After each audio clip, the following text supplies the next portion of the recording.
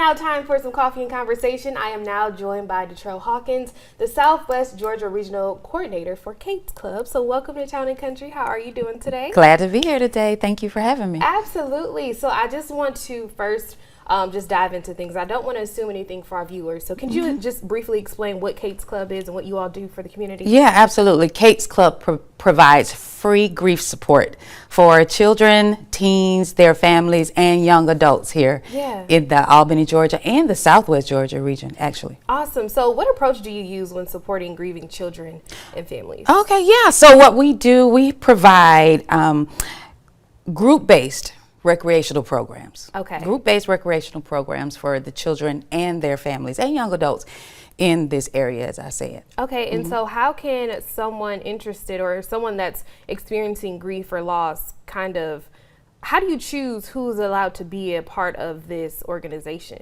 Right. So our members are the children, and they're children between the ages of 5 and 18. So as long as they're in school, if they're in school, those are our members. And we not only serve them, but we also serve the families as well. So when we think about children and grieving, okay, so sometimes obviously their brains aren't fully developed yet, right? So how do you help children who might not yet have the language to express grief or the experiences that they are going through? Oh yeah, that's the beautiful thing about Kate's Club approach. As I said, it's group-based, and so we create a community. Okay. A community that gives them the language, that gives them the support to really open up and express their grief, really kind of going on that grief journey together. Yeah. We do that via our school groups. Okay. We have school groups. We are currently in Worth County, Terrell County, about to start in Mitchell County. Nice. We have groups here in Albany as well with faith-based organization. Okay.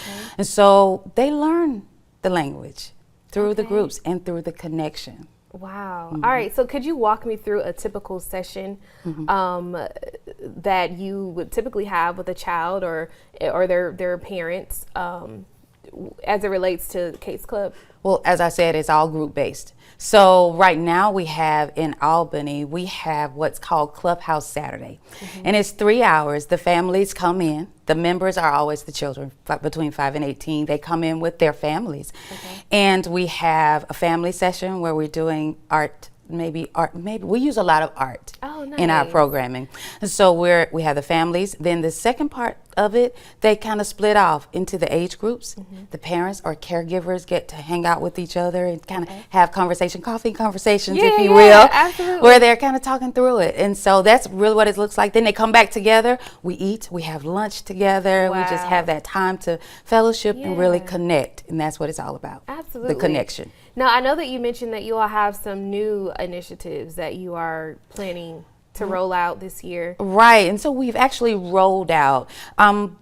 Albany, we started around 2022 with the programming here in Albany. We were having family nights and we had other outings as well, group outings. So we've added Clubhouse Saturdays, which I just described to you. The family nights or a nightly event where the families come in together. Clubhouse Saturday is Saturday. It's from 10 a.m. to 1 p.m. Wow. That is the new initiative.